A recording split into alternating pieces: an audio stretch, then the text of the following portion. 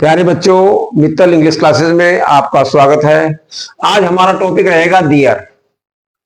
देखिए डियर क्या होता है, सबसे पहले ये समझेंगे हम। डियर हमारा, डियर का जो सामान्य अर्थ होता है वो होता है वहां। जैसे हेयर का यहां पर होता है, ऐसे ही डियर का क्या होता है वहां, दूर के लिए आता है, वहां पर किसी स्थान के लिए आता है डियर। लेकिन ये डियर जो है हमारा कभी कभी डमी सब्जेक्ट के रूप में भी काम करता है। डमी सब्जेक्ट क्या होता है? ऐसे वाक्य जिनमें सब्जेक्ट नहीं होता, वहां पर हम इट या डियर का प्रयोग करते हैं, जिनको हम डमी सब्जेक्ट बोलते हैं। देखिए अब हम आपको बताते हैं डियर का प्रयोग। वहां पर है नंबर एक, इसको डमी सब्जेक्ट के रूप में,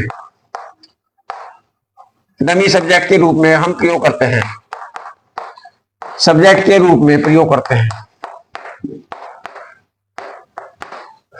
अब डमी सब्जेक्ट क्या होता है ये आपको बताने जा रहे हैं। डमी सब्जेक्ट का मतलब होता है जिन वाक्यों में कर्ता नहीं होता।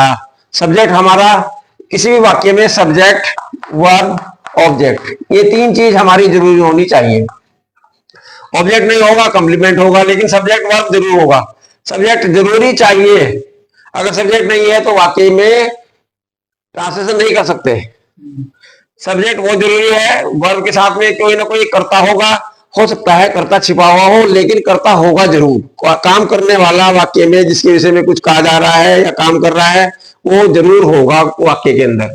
इसलिए सब्जेक्ट जरूर होगा, लेकिन कुछ वाक्य ऐसे होते हैं जिनमें सब्जेक्ट ढूंढना मुश्किल हो जाता है। जैसे हमने कहा एक राजा था, एक राजा था, तो यहां पर था की अंग्रेजी होगी वाज, राजा की होगी किंग, और एक की होगी ए किंग वाज। ऐसे तो नहीं लिखेंगे, लेकिन इसका वर्ब भी है, कॉम्प्लीमेंट भी है, लेकिन सब्जेक्ट नहीं है। तो ऐसे वाक्य में हम डियर का प्रयोग करेंगे जहां पर डमी सब्जेक्ट लगाना होता है। तो हम कहेंगे डियर वाज ए किंग। समझ में आई बात? इस प्रकार से हम कहेंगे डियर वाज ए किंग। ये नहीं होगा, बल्कि क्या होगा, इसका ये होगा डियर, इसका सब्जेक्ट लग गया, डियर हमारा सब्जेक्ट हो गया, डमी सब्जेक्ट के रूप में काम कर रहा है, डियर वाज ए किंग। समझ में आई बात? ये किसी की स्थिति भी बता सकता है। जैसे मेरे बैग में 5 रुपए हैं, मेरे बैग में 10 किताबें हैं, आदि आदि। एक पेट रूल बता रहा हूं मैं आपको, इसका बहुत ही अच्छा रूल है जो आपको किसी किताब में नहीं मिलेगा। वो ध्यानपूर्वक समझिए। हिंदी के वाक्य कोई भी हो, हिंदी वाक्य के अंत में, वाक्य के अंत में है आएगा या है आएगा। कल मैंने है और है में अंतर बताया था आपको। है और है, ये एक वचन है, ये बहुवचन है। इसके ऊपर बिंदु लगे, नाक से आवाज आ रही है, ये है। इसके लिए ए, इसके लिए आर। यहां पर था आएगा या थी आएगा या थे आएगा, आदि आदि। ये वर्ब हमारी बाद में सबसे लास्ट में दी होती है। वाक्य के अंत में ये क्रियाएं आती हैं। और दूसरी बात क्या होती है, ठीक इन क्रियाओं से पहले, ठीक इन क्रियाओं से पहले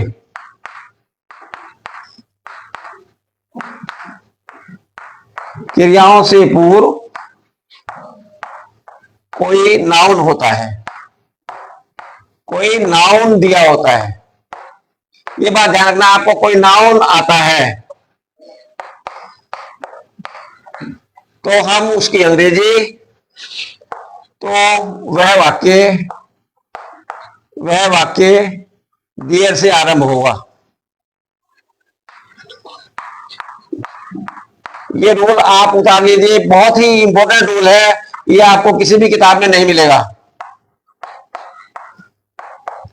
ना आपको कोई बताएगा ये रूल, और ना आपको किसी किताब में मिलेगा। ये बहुत ही इंपॉर्टेंट रूल है कि किसी वाक्य के अंत में है, था, थी, थे आ जाए, उससे ठीक पहले कोई ना कोई नाउन आए तो हमारा वाक्य डियर से आरंभ हो जाता है। देखिए ये उतार लो, आप इसको आराम से उतारिए, क्योंकि ये इंपॉर्टेंट रूल है। इस रूल को आप ध्यान रखेंगे और डियर का प्रयोग करेंगे। कहीं कहीं के लिए वहां के लिए भी देयर का प्रयोग होता है, जैसे आई वॉज देयर, मैं वहां था, तो वहां की अंग्रेजी भी देयर देगा। ठीक है, you were there, you were present there, तो वहां उपस्थित थे, यहां पर भी देयर का प्रयोग वहां के लिए हुआ। लेकिन कहीं कहीं पर वहां का अर्थ नहीं होता, इसमें देयर सब्जेक्ट के रूप में भी प्रयोग किया जाता है। उतारने होगा या स्क्रीनशॉट ले लीजिए। अब मैं आगे बढ़ाता हूं आपको, क्योंकि हमारी वीडियो बहुत लंबी हो जाएगी नहीं तो, इसलिए आप इसे उतारते रहिए, वीडियो को पॉज करके और देखते रहिए। देखो बेटे, जैसे हमने कहा कि एक राजा था, एक राजा था, तो अंत में क्या आया? था। जो हमने बताया था क्रिया वाज आई, अंत में आया वाज। और राजा क्या है? हमारा नाउन है, ये नाउन है। इस क्रिया से ठीक पहले कोई नाउन आया है, इस क्रिया से ठीक पहले कोई नाउन आया है, तो ये होगा, इस वाक्य का सब्जेक्ट क्या होगा? देयर होगा। हमने कहा देयर वाज अ किंग, ये हो गया हमारा। दूसरा देखिए, मेरे बाग में 10 आम के पेड़ हैं, हैं बहुवचन है, यहां पर इसका मीनिंग हो गया आर। पेड़ क्या है? नाउन है, पेड़ नाउन है, इसलिए हम इस वाक्य की अंग्रेजी में कर्ता जो है देयर का प्रयोग कर देंगे। हम कहेंगे देयर आर, आर क्रिया हो गई, ये क्रिया हो गई, देयर आर कितने आम के पेड़? 10 mango trees in my garden. समझ में बात? तो इस तरह से देयर का प्रयोग यहां पर हुआ। उसके बाद क्रिया is are am was were, जैसे मैंगो 10 मैंगो ट्रीज हैं, तो ट्रीज बहुवचन है, तो इसलिए आ रहा। समझ में आई बात? तो इस तरह से।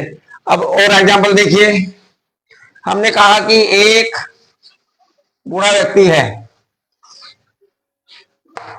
एक बूढ़ा व्यक्ति है, यहां पर है आया, यह की अंग्रेजी इज होगी, व्यक्ति की अंग्रेजी मैन आएगी। ये क्या है? मैन हमारा, मैन हमारा नाउन हो गया, ये वर्ब है, इसे नाउन आया, तो हम इसकी अंग्रेजी क्या बनाएंगे? कुछ नहीं देखना आपको, देयर से शुरू कर दो। देयर इज एन, एक बूढ़ा व्यक्ति है ना, तो बूढ़े के लिए ओल्ड आता है, ओल्ड से पहले एन लगाते हैं, ओल्ड मैन। एक दिन मैं ये भी बताऊंगा आपको कहां पर हम एन लगाते हैं, कहां ये लगाते हैं। There is an old man, बस ये हमारा वाक्य हो गया। एक बुरा व्यक्ति था, अगर था आया तो यहां बाद आ जाएगा। एक बुरा व्यक्ति था मान लीजिए, तो there was an old man. ये समझ आएगा? इस तरह से ये वाक्य सब्जेक्ट के रूप में काम करेगा। अब मैं वहां के अर्थ में बताता हूं एक वाक्य आपको। देखिए, मैं वहां अकेला था, वहां के अंग्रेजी देयर का प्रयोग होगा। आई वॉज एलोन, एलोन माने अकेला, कल बताया था मैंने परसों। आई वॉज एलोन देयर, ये देयर, यहां पर देयर क्या है? ये वहां की अंग्रेजी है, वहां, कहां पर? वहां पर, यह स्थान बता रहा है देयर। अगर हियर होता HERE, हियर, हियर का मतलब होता है यहां पर, यहां, और देयर का मतलब होता है, देयर माने वहां।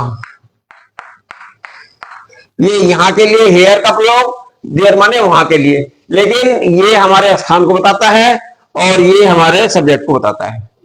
मैं समझता हूं ये जानकारी आपको अच्छी लगी होगी। आप इसे शेयर करिए और वीडियो को बार बार देखने पर इसको सीखिए। धन्यवाद।